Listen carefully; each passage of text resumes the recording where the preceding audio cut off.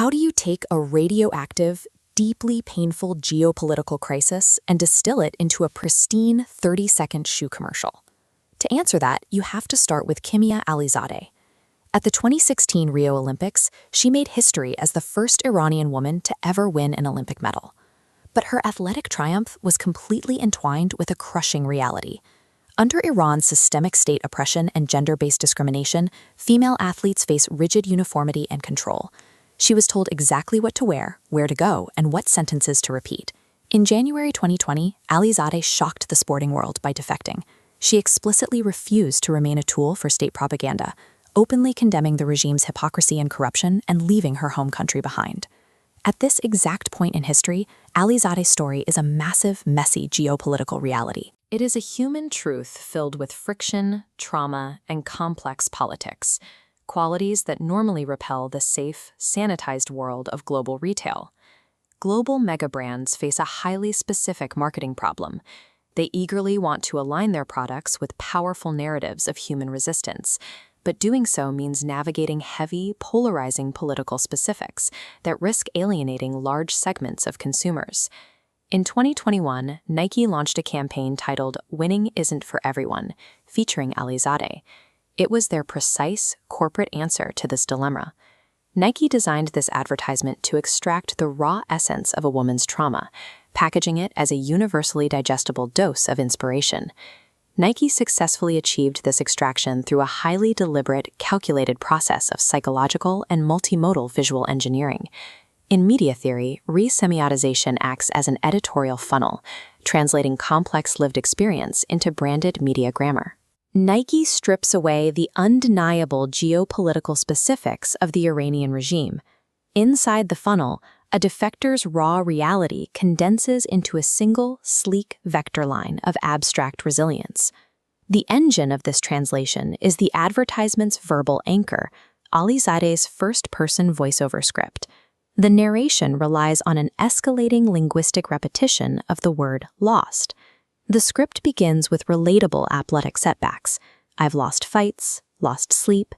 Then it immediately bridges into extreme political trauma. Lost my rights, lost my country. By tightly tethering the universal concept of athletic struggle to her highly unique political exile, the brand's narrative suddenly feels unquestionable. It borrows the weight of her genuine suffering to legitimize a commercial message. The visual environment constructed by Nike reinforces this weight. The camera relies almost entirely on tight framing and visual isolation, leaving Alizadeh alone on screen to convey a heavy personal burden.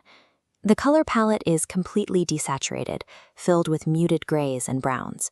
This mimics documentary realism, deliberately distancing the imagery from the glossy, brightly lit aesthetics of traditional commercialism.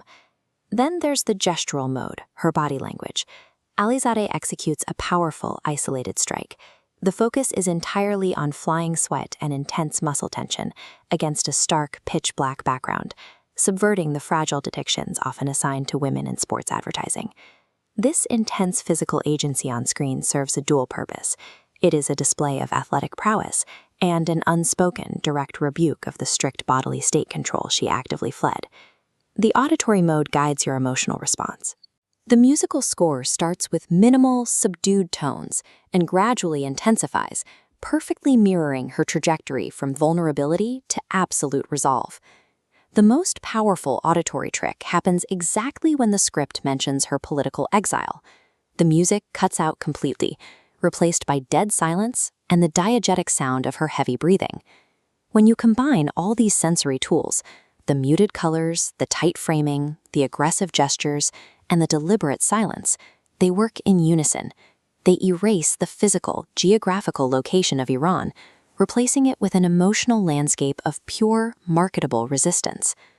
The advertisement reaches its climax with a sharp rhetorical pivot. Alizadeh states she has lost everything, except one thing: how bad I want to win. The narrative moves rapidly from total loss to absolute determination. This creates an ideology of the isolated, politically resistant, exceptional hero. To see how distinct this is, look at Adidas's "You Got This" campaign, which relies on bright colors, group dynamics, and casual mistakes.